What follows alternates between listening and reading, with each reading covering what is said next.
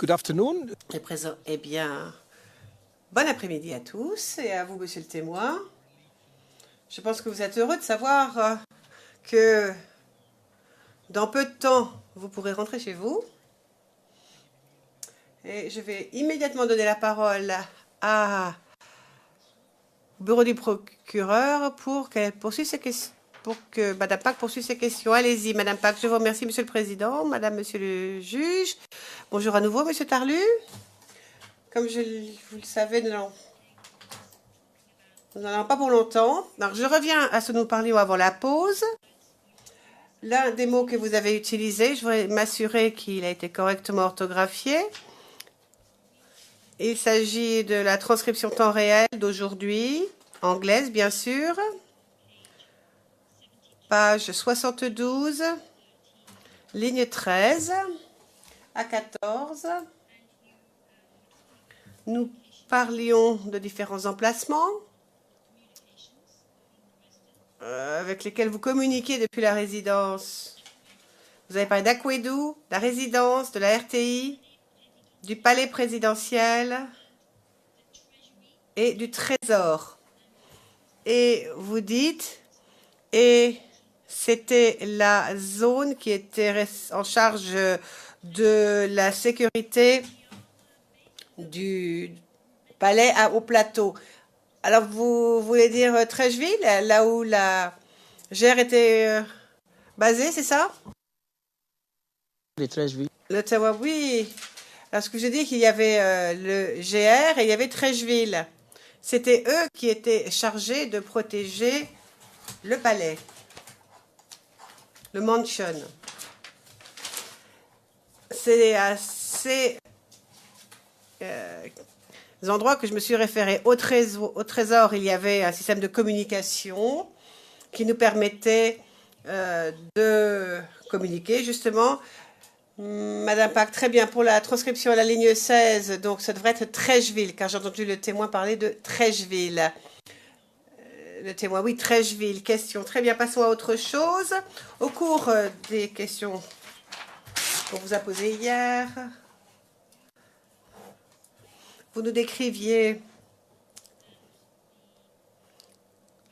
les gens qui se trouvaient à la résidence. Donc, c'est la transcription d'hier, temps réel, en anglais, page 62, ligne 17 à 18.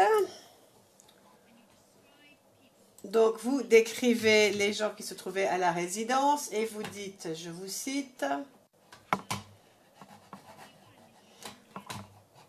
enfin, des personnes et vous finissez capitaine Zo et aussi le capitaine, on avait le capitaine Zadi. Je travaillais principalement avec ces personnes. C'est ce que vous avez dit hier. Alors, j'aimerais que les choses soient claires entre nous. Je vous posais aussi des questions à propos de Zadi. Donc, pour que tout le monde connaisse la référence, T101, version anglaise éditée, page 81, ligne 5 à 8. Alors, je vous ai posé la question suivante. Avez-vous vu Zadi lorsque vous étiez à la résidence et votre réponse a été non, Zadi n'était pas à la résidence, je ne l'ai pas vu là-bas. Alors, j'aimerais que les choses soient plus claires maintenant. Avez-vous vu Zadi, puisqu'hier vous avez dit que vous l'avez vu à la résidence et qu'il était l'une des personnes avec lesquelles vous travailliez? C'est l'un ou l'autre? Expliquez-vous. Le témoin. Mais hier, j'ai dit que Zadi, il n'était pas à la GR. Il était à la résidence. Et c'était un militaire. Mais la plupart, les gens qu'on connaissait, c'était CKCK et le capitaine Zo.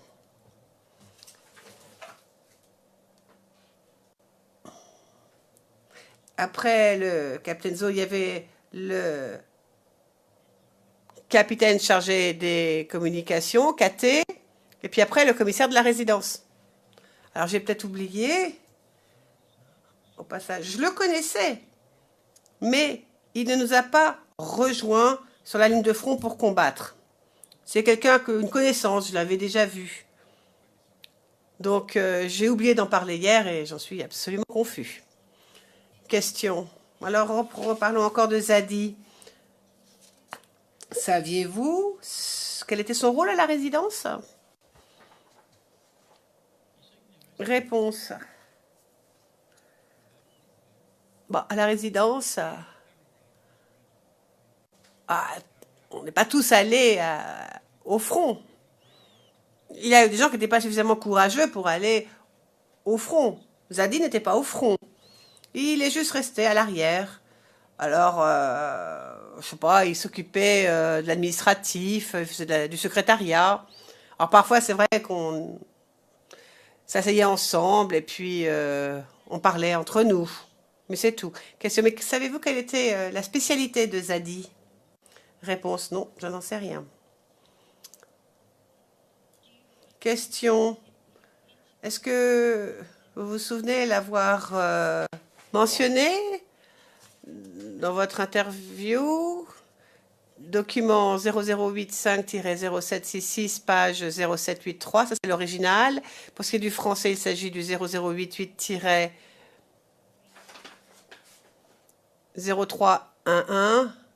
à la page 0332. Vous vous souvenez l'avoir appelé chef de la mortière? Réponse oui, oui, oui. Question. Pouvez-nous, s'il vous plaît, passer à huis clos partiel maintenant? J'en ai pour 2 minutes. Question, please. Forgive me, it was Mortier. Nous sommes en audience publique. Le président, Monsieur MacDonald, allez-y, Monsieur MacDonald, je vous remercie. Alors, ici, en l'espèce, la définition d'un mercenaire est une définition normale et absolument pas juridique, puisque dans les charges, on ne parle pas de mercenaire. Donc là, je parle juste de mercenaire en tant que définition du droit humanitaire international. Donc ce n'est pas de cela qu'on parle, de cette définition-là. Mais le témoin, quand même, nous a déposé. Et chaque fois qu'on a parlé d'argent qui aurait été reçu, dans le cadre d'un échange contractuel, on peut appeler ça salaire, on peut appeler ça une redevance, une indemnité, comme on veut. Mais le témoin est assez réticent, parce qu'il ne veut pas répondre. Je pense que vous en êtes rendu compte. Alors qu'en répondant aux questions de Maître Altit ce matin, sur cette personne, donc, qu'il a identifiée, il nous a donné la définition de cette personne qui ressemble fort à la définition d'un mercenaire. Alors, nous, on va aller au fond des choses et on voudrait savoir si lui a peur d'être identifié en tant que mercenaire. C'est tout. On voudrait lui demander la question. Alors que vous témoignez, est-ce que vous êtes inquiet parce qu'on pourrait vous percevoir comme étant un mercenaire? Et ici, la règle 74 s'applique. Il témoigne quand même en audience publique. J'ai pas encore fini. Il se peut que le témoin pense qu'en recevant de l'argent,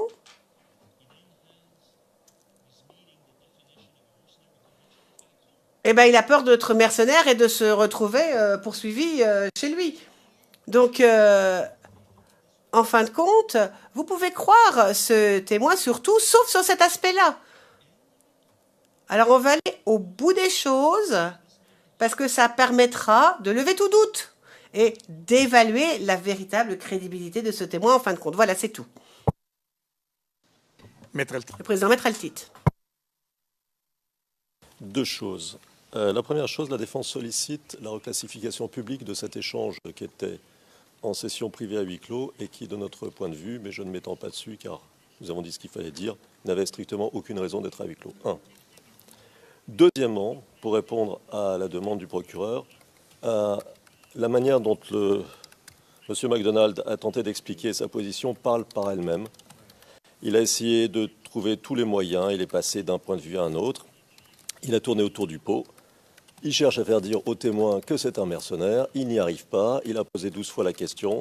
Je veux dire, s'il vous plaît, Monsieur le Président, Madame, Monsieur, mettez fin à ce débat qui n'honore pas alors que tout s'était bien passé jusqu'ici, qui n'honore pas ceux qui en sont les initiateurs. Le témoin a dit clairement ce qu'il en était, avec ses propres mots. Il lui a été demandé à nouveau ce qu'il en pensait. Il a répondu avec ses propres mots. Il faut cesser d'infantiliser les gens, de tenter de les manœuvrer. Il faut respecter, me semble-t-il, et le témoin et la justice.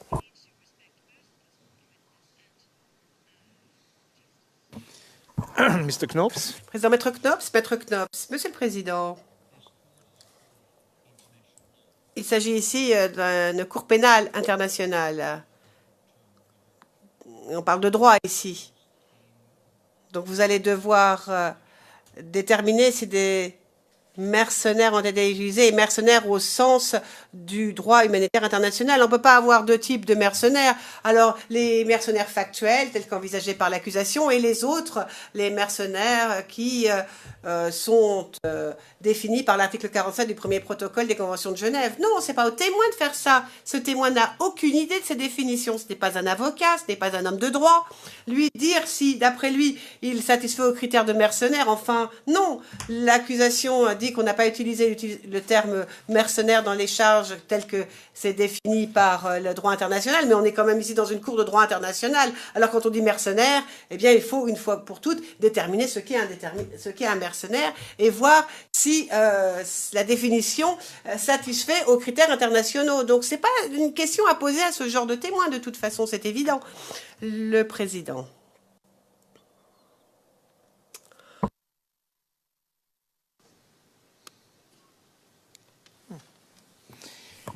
Le président, la question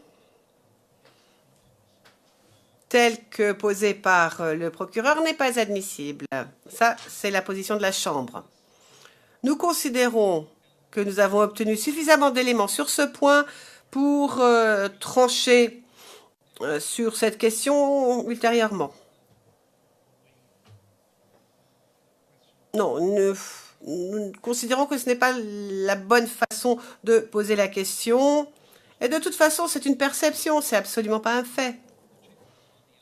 Mais la Chambre dispose maintenant de tous les éléments afin d'évaluer de façon informée la validité de la déposition de ce témoin, et ce, selon le règlement et le statut. Alors maintenant, faites rentrer le témoin, s'il vous plaît.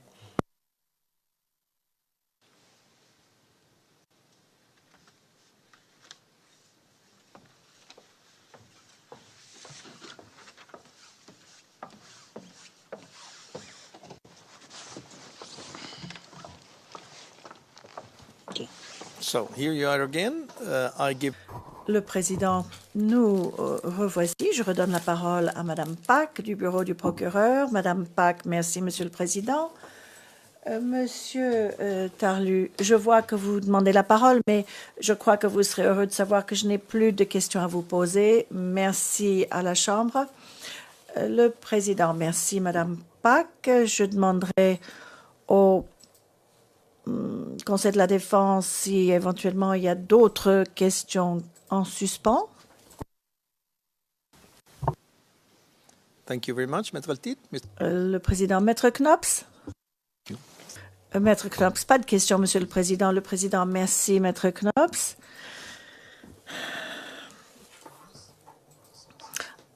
À moins que vous souhaitiez dire quelque chose, puisque je vois que vous avez levé la main. Si vous souhaitez dire quelque chose qui a un rapport avec l'affaire, je vous donne la parole si c'est le cas. Oui, mais cela n'a pas de rapport avec l'affaire. Je sais que je suis à la fin de ma déposition. Je souhaitais vous remercier puisque j'ai eu l'occasion de venir devant vous dire la vérité. Je suis très heureux d'avoir pu venir dire la vérité ici. et je suis très satisfait de la manière dont vous avez mené l'affaire, Monsieur le Président et Monsieur et Madame les juges. Et j'espère que ce que vous faites ici dans cette cour internationale, eh bien, j'espère que suite à ce que vous faites, les leaders africains pourront bien se conduire et en effet, qui pourront mettre en place de bons systèmes de gouvernance. Le Président, merci, Monsieur le témoin. Merci de nous avoir accordé votre temps. Je vous souhaite un bon voyage chez vous. Voici qui conclut votre déposition. Et nous allons bien examiner votre déposition ainsi que les autres éléments de preuve que nous accueillons. Je voudrais également remercier votre conseil. Voici donc la fin de la déposition de ce témoin. Le témoin, merci, Monsieur le Président.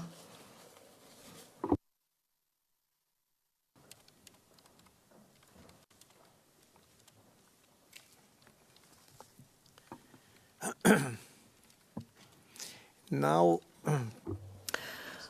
Le Président, le procureur a demandé la parole afin de parler du programme pour les témoins suivants. Monsieur MacDonald, oui, mais j'avais cru comprendre que vous vouliez également en parler. Ce matin, lorsque vous avez dit que vous vouliez aller jusqu'au bout de la liste, le Président, oui, en effet, la Chambre a décidé du déroulement de la suite des dépositions jusqu'à la fin de la saison. J'ai cru comprendre qu'il y avait un témoin qui n'allait peut-être pas venir puisque l'accusation avait décidé de ne pas l'entendre. Et nous souhaitons en effet faire le programme jusqu'au 9 décembre. Monsieur MacDonald, à la lumière de ce que vous avez dit ce matin et suite aux différentes requêtes qui ont été déposées, le problème, c'était le témoin 106. En fait, ce n'est pas que nous l'avons retiré, c'est qu'il n'est pas disponible. Il y a un problème de passeport. Le passeport a été émis, mais malheureusement, le nom est mal orthographié, donc il faut refaire le passeport, il faut redemander le visa, etc. Donc, voici ce que nous proposons pour la période jusqu'au 9 décembre. Et je vous les donne dans l'ordre. Le témoin 513, le témoin 230, qui viendrait viva voce. Puis, nous aurons des témoins par liaison vidéo. Et nous souhaitons commencer par le témoin 350. Nous attendons une décision sur ce témoin-là. Et puis, les autres témoins par liaison vidéo, 107, 587, 117, 588 et 589, ainsi que le 350 que j'avais dit au début. Donc, en fonction de la durée du contre-interrogatoire que vous allez décider, puisqu'il s'agit tous de témoins qui relèvent de l'article 68.3, nous pourrions terminer avec le 589 pour le 9 décembre, quitte à avoir des audiences quelque peu prolongées. Nous n'allons pas entendre le témoin 169. C'était le dernier qui devait déposer. Je ne sais plus si c'était par liaison vidéo ou viva voce. Donc, le 106 serait alors le premier à venir en 2017.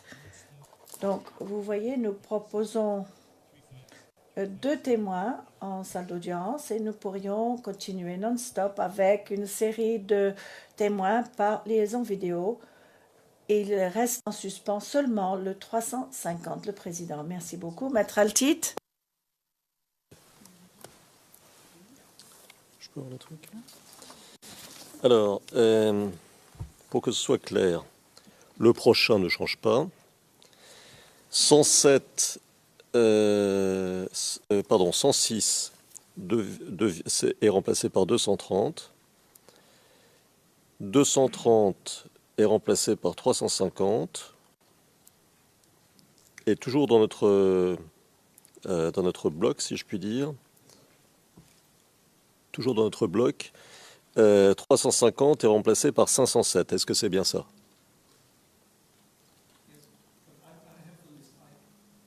I would go and announce the whole. Le président, si vous voulez, je vais redonner la liste. Je comprends bien, mais je voudrais faire une remarque. C'est que nous avions une première liste en juin 2016.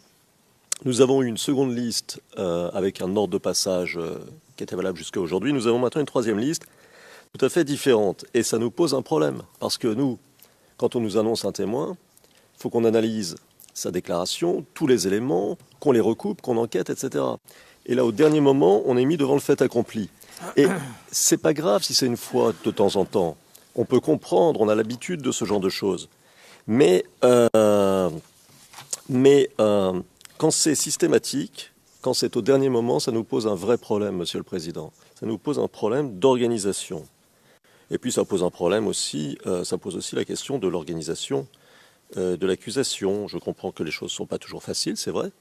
Mais peut-être, pourrait-elle essayer de faire un effort. Et cet effort, vous l'aviez dit, Monsieur le Président, votre Chambre l'avait dit au parti, vous nous aviez dit à nous tous, essayez de vous parler, essayez d'échanger, essayez de vous tenir au courant pour justement pouvoir vous organiser en temps utile. Et je dois dire, et je le regrette, mais c'est comme ça, je dois vous dire que jamais, on ne nous a prévenus en temps utile par des discussions interpartes. On est toujours mis devant le fait accompli et il n'y a jamais eu de dialogue avec l'accusation, jamais. Et c'est un vrai problème parce que c'est une procédure, c'est un type de justice qui demande la coopération des parties, Monsieur le Président. Nous sommes payés pour le savoir, nous qui sommes intervenus devant un certain nombre de cours de justice internationales ou autres. Je dois dire qu'on ne nous aide pas beaucoup. Du côté de l'accusation, je le déplore, je le regrette. Je souhaiterais que ce soit l'occasion pour la Chambre de rappeler à l'accusation que c'est bien que les parties se parlent. Tout ira mieux si on peut se parler. Ça sera plus simple, on ira plus vite, on s'organisera mieux et le travail général n'en sera qu'amélioré. Je regrette d'avoir à le dire, ça nous pose. Les changements permanents, systématiques, nous posent des problèmes d'organisation. Nous ne sommes pas nombreux, nous n'avons pas beaucoup de moyens, contrairement à l'accusation. À un moment, il faut faire attention un petit peu aux autres, il faut savoir comment ça fonctionne. Il faut les respecter, je crois. Et je regrette d'avoir à le dire. J'ai attendu l'extrême limite, ça fait maintenant 8 mois, 9 mois qu'on a commencé. Mais à un moment, c'est pas possible. À un moment, il faut s'intéresser aux autres parties. Nous participons tous au travail de justice. Si on ne comprend pas ça, si la réaccusation ne comprend pas ça, si elle persiste à nous voir comme des... Non, vraiment, Monsieur le Président, je le dis... No, but now I stop you because Le président, je vous arrête, puisque ce n'était pas de la faute du bureau du procureur. Il y a des questions d'ordre administratif qui ont un impact sur le calendrier. En l'espèce... Ce n'est pas de la faute du procureur. Et vous savez fort bien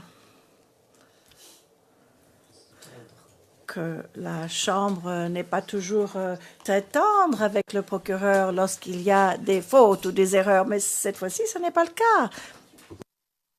cas. Il est admis, et c'est votre Chambre qui l'a rappelé, que tout changement dans l'ordre de passage des témoins doit être précisément justifié et fondé sur des raisons objectives et dirimantes, par exemple des circonstances rendant impossible le respect de l'ordre de passage des témoins. Ici, il apparaît, et je pense par exemple à la demande concernant P350, il apparaît que c'est uniquement sur la base de la stated préférence du témoin que le procureur espère faire changer le calendrier. Alors, il n'est pas, les critères objectifs, juridiques, ne sont pas respectés. Ne sont pas respectés. Voilà, je le regrette. Mais c'est...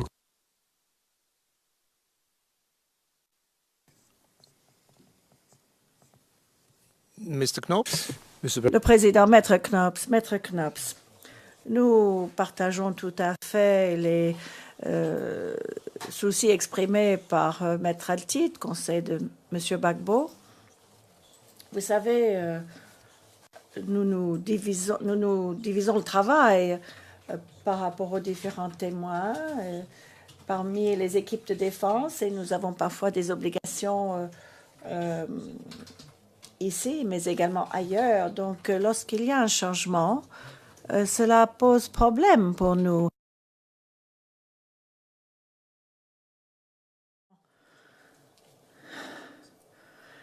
Les annexes confidentielles exportées aux écrits, aux requêtes.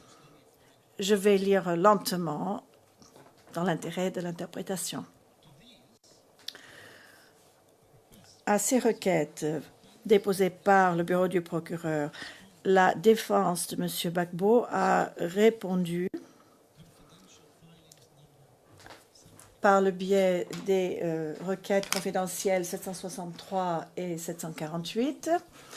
La défense de M. Blé Goudet, il s'agissait de la requête confidentielle 738 et 749. Les deux équipes de la défense ont exprimé des objections concernant l'octroi de mesures de protection en salle d'audience visant à protéger l'identité des témoins tout en restant ouvert par rapport à d'autres mesures proposées pour tenir compte des besoins personnels des témoins.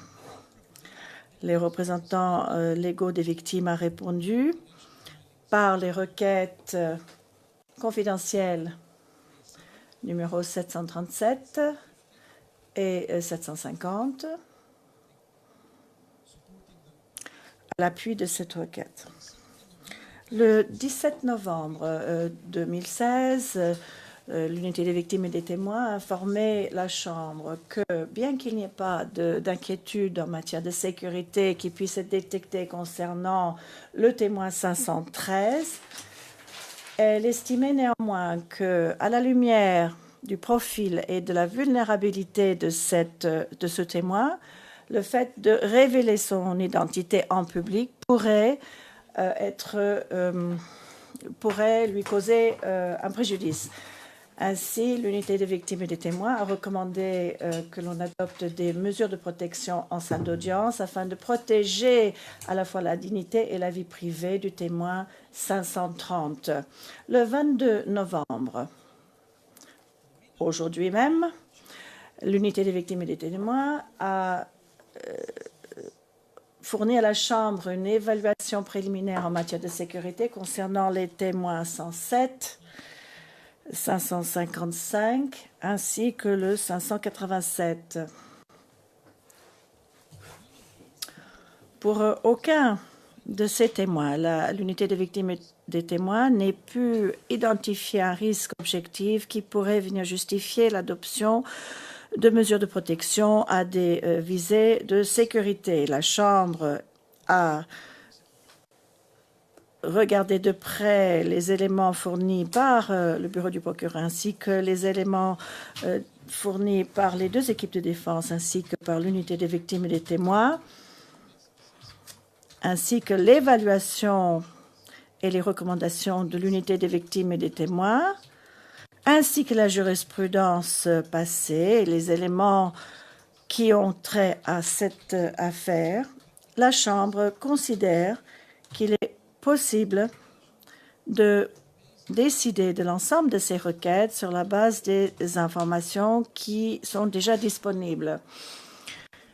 Et en dépit du fait que les réponses à la requête 754 pourraient encore être déposées aujourd'hui. À la lumière du fait que certains de ces témoins partagent un profil semblable, sans préjudice du fait que l'un ou l'autre des participants, des parties ou de l'unité des victimes et témoins pourrait fournir ultérieurement des éléments d'information spécifiques qui pourraient venir nécessiter un réexamen de cette décision. Ainsi, la Chambre décide comme suit.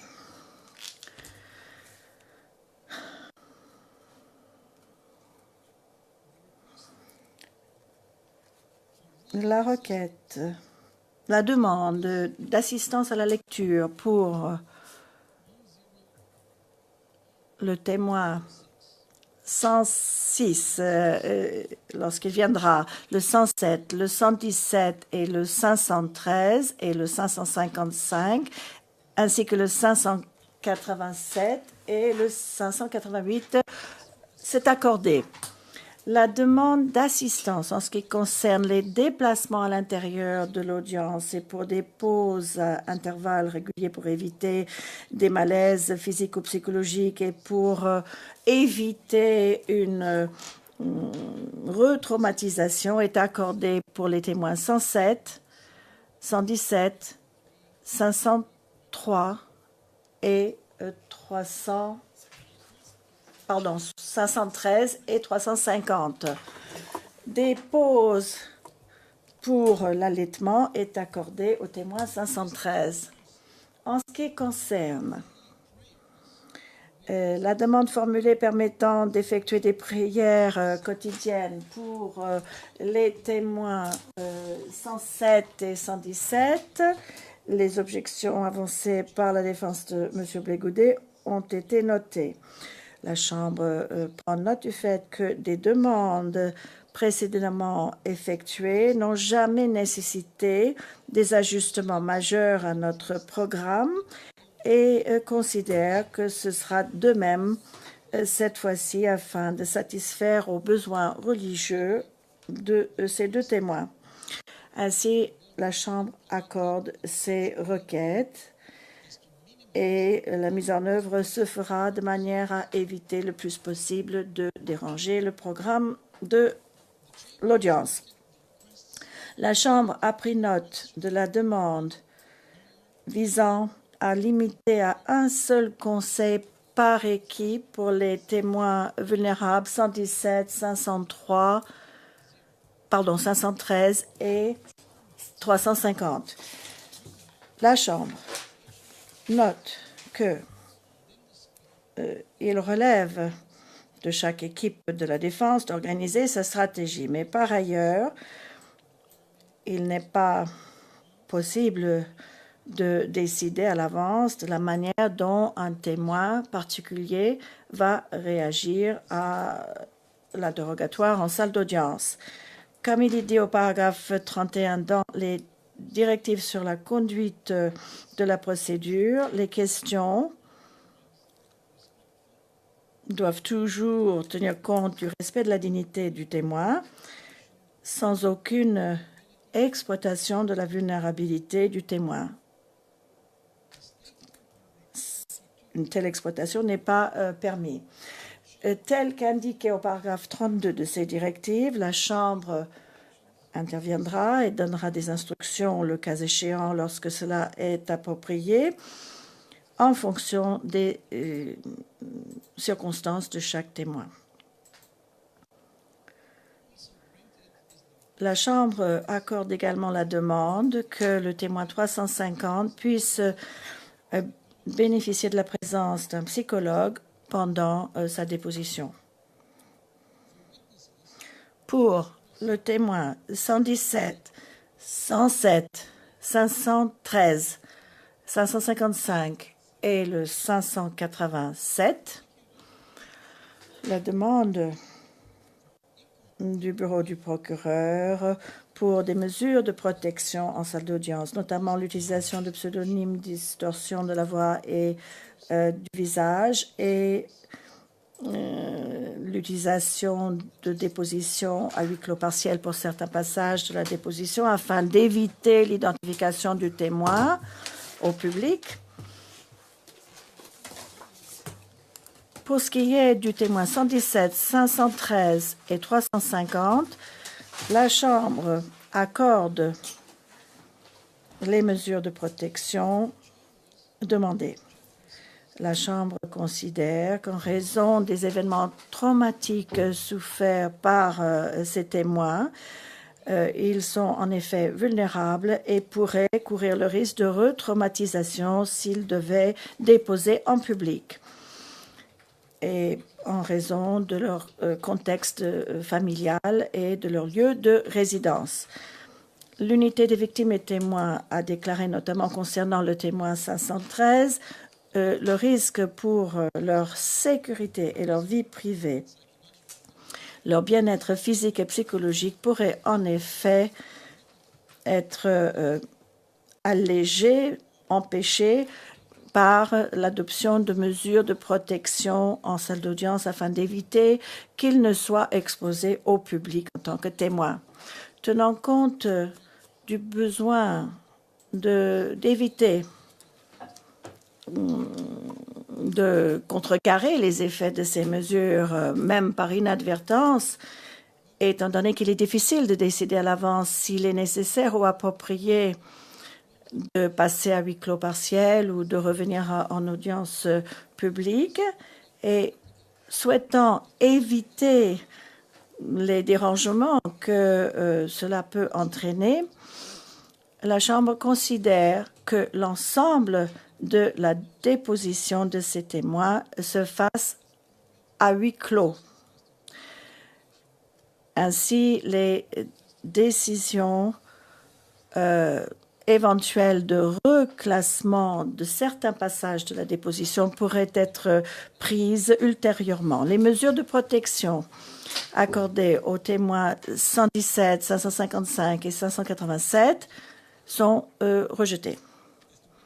En ce qui concerne le témoin 117, la Chambre note que cette requête est basée sur des considérations générales concernant l'allégeance politique qui pourrait prévaloir dans le quartier où réside le témoin, sans pour autant qu'il y ait d'autres éléments qui rendrait cette allégeance particulièrement à risque pour le témoin.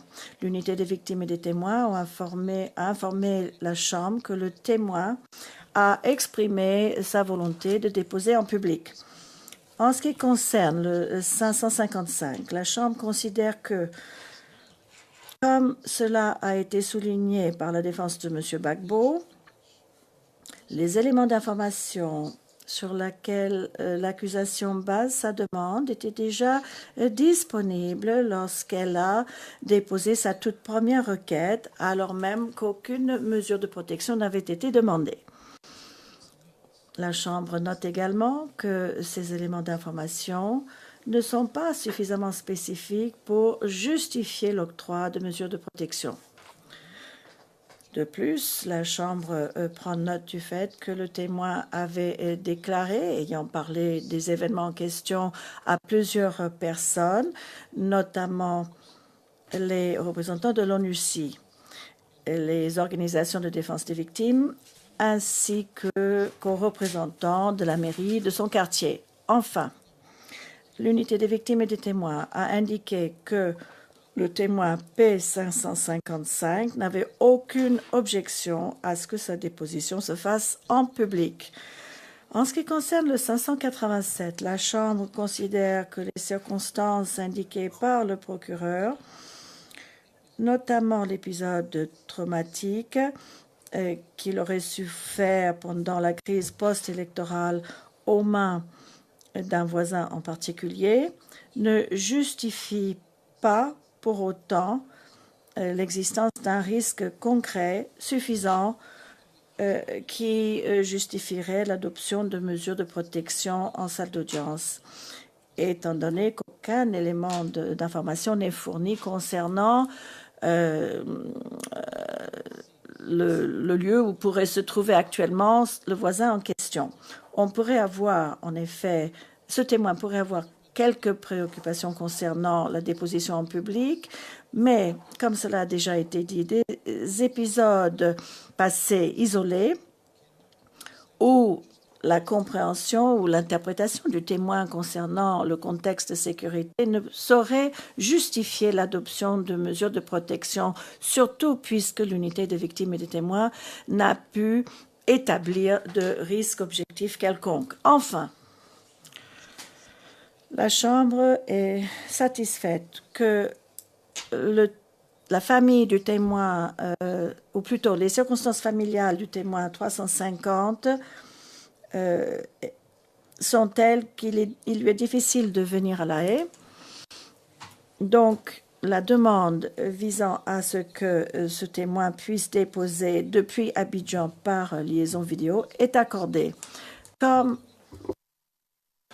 cela a déjà été précisé par la Chambre, les vidéoconférences peuvent équivaloir à des dépositions corps présents dans le prétoire, mais peuvent éviter aux témoins de s'exposer ou d'exposer son bien-être à des risques.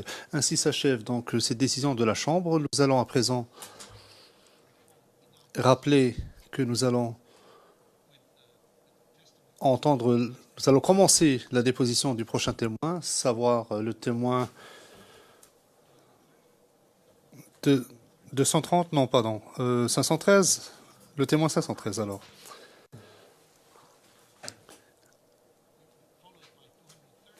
Qui sera suivi par le témoin de 130, 350, 107, 587, 117, 555, 588 et 589. Nous devrions être en mesure d'entendre tous ces témoins d'ici aux vacances judiciaires de Noël.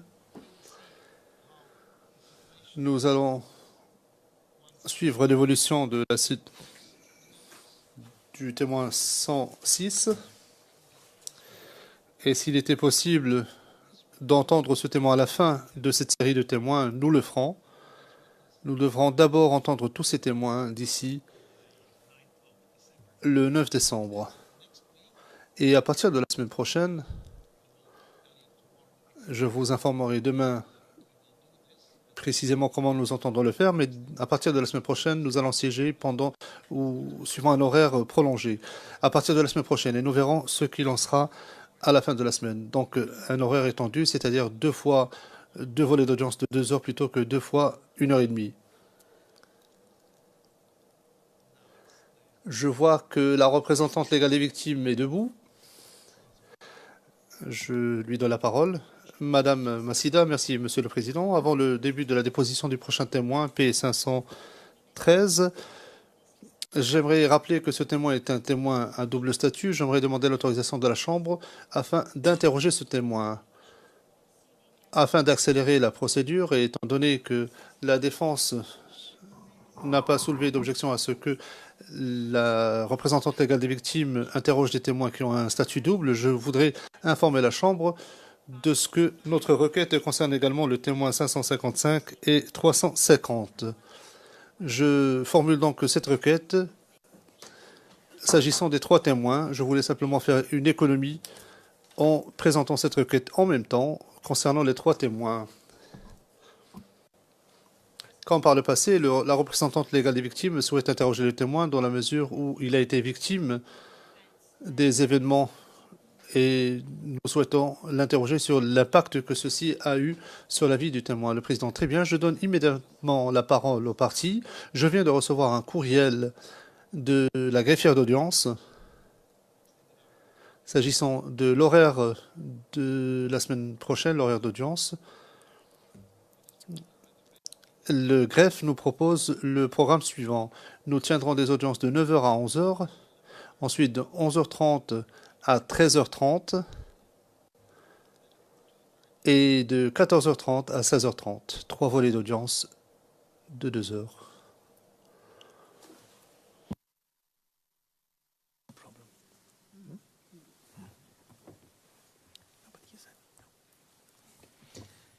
So this is what C'est donc ce qui a été proposé par le greffe et ce qui a été approuvé par la Chambre. À partir de la semaine prochaine, à partir de lundi matin, nous allons commencer à 9h du matin. et non pas à 9h30 comme d'habitude.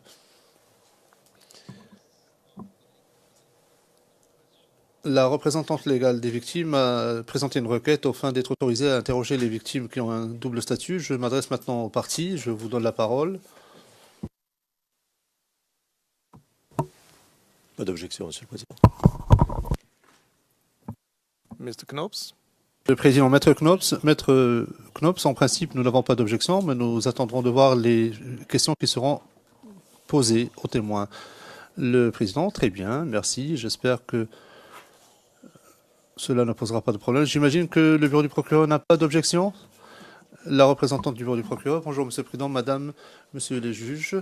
Je m'appelle Madame Anderson. C'est moi qui interrogerai le prochain témoin et nous n'avons pas d'objection s'agissant de la requête présentée aux fins d'être autorisé à interroger les 3 témoins. Le président, très bien. Maintenant, nous allons devoir passer à huis clos partiel. Je vous prie de m'excuser. Je m'adresse à la galerie du public.